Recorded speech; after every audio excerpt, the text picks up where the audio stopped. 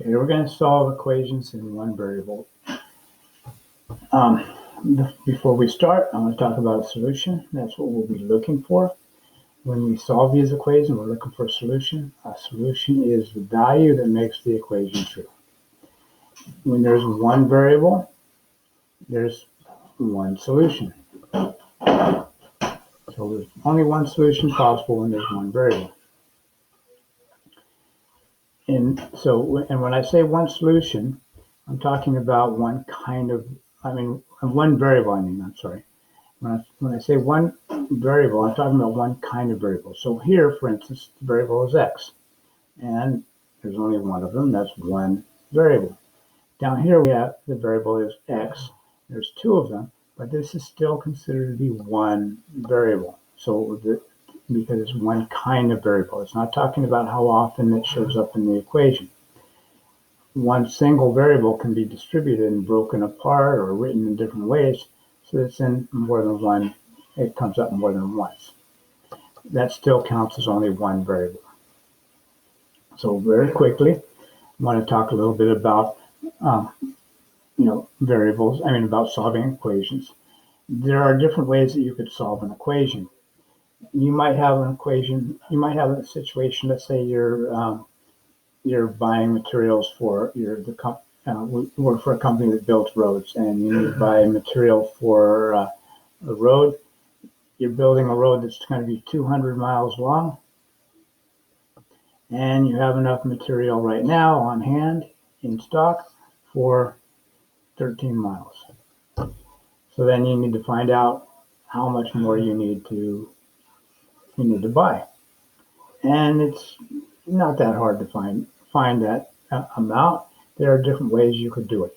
You could just guess.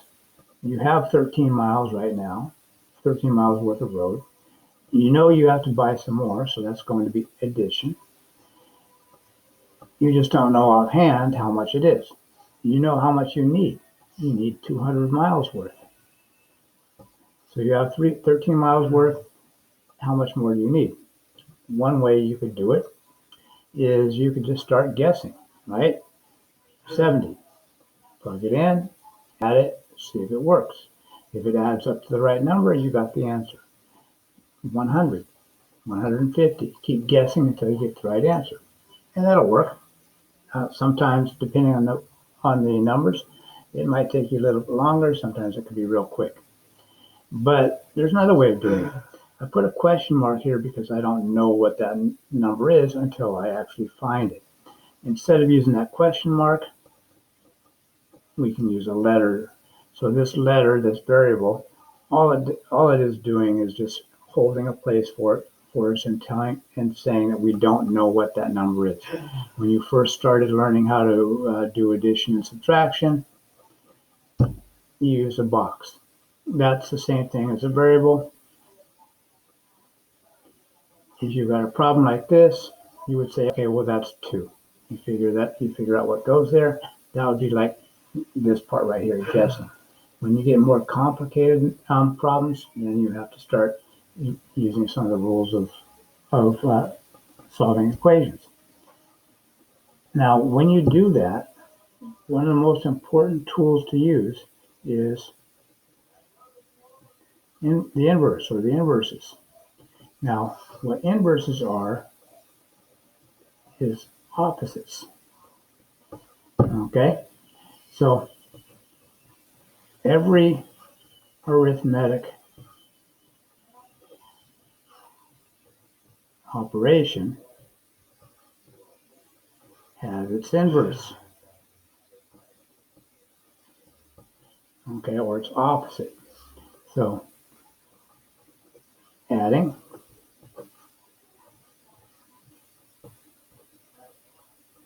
subtract. So add, subtract. Multiply, divide. Okay, they're opposites. Now what an inverse does is it gets you back to where you started. So if I say start off with 6 and we add 7, okay, so now the opposite or the inverse of adding 7 would be subtracting 7. So we get back to 6. 6 plus 7 minus 7 gives you 6. 6 times 7 divided by 7 gets you 6. When you apply the inverses to each other, they cancel each other out and get you back to where you started. We're going to use that up here. So if you think about this, 13 plus x equals 200. You can start here and then add the x, but we want to get back to this. So we're going to start here. We're going to kind of go backwards. We're going to say 13. We add our x. We start by adding our 13, and then we end up with our answer of 200. Now what we want to do is we want to get x all by itself. So we're going to x plus 13. Now we want to subtract 13. Now when we do this, we want to balance everything too.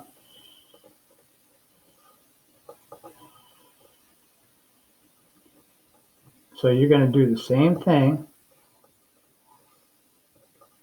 to both sides. So because if I subtract 13 here, then this side's going to get smaller. We're not going to get the right answer over here. So now we subtract. We get x. We subtract 13 from 200, and that's 187. Now you can test that. You can check it out by adding 187 to 13, and you get 200. So that's how you know you got the right answer. Now that basic rule of using the inverse applies whether it's an addition problem, subtraction problem, multiplication, or division. So if we have 3x, which is 3 times x, as we write it, equals 36, then we can do the opposite of multiplication, the inverse, right, which is division. 3 divided by 3 is going to be 1, so we end up with 1x, or x, and the answer is 12. Now, if they're whole numbers, that might be easy, or if they're small numbers, it might be easy. If you have larger numbers, it might be much more difficult. So let's say we have x divided by 3 equals 5.7. So here it's not a very big number, but it's a decimal. So it's a little more complicated. So the first thing you want to do is decide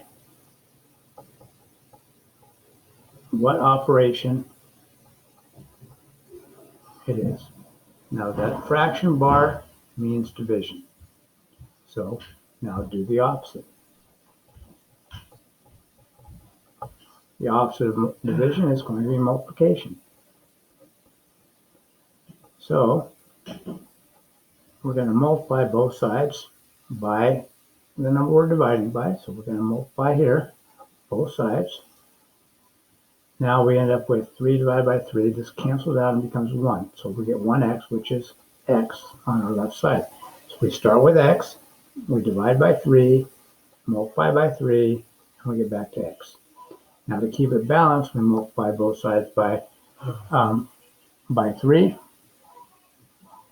And when you multiply both sides by 3, you use your calculator. And you end up with 17.1.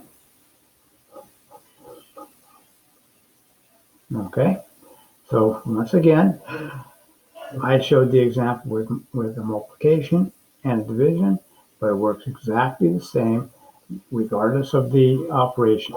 So we have x, and we already did this example as well. So we have x minus 21 equals 46. The opposite of subtraction is addition. And we get 7, 67, x equals 67. Okay?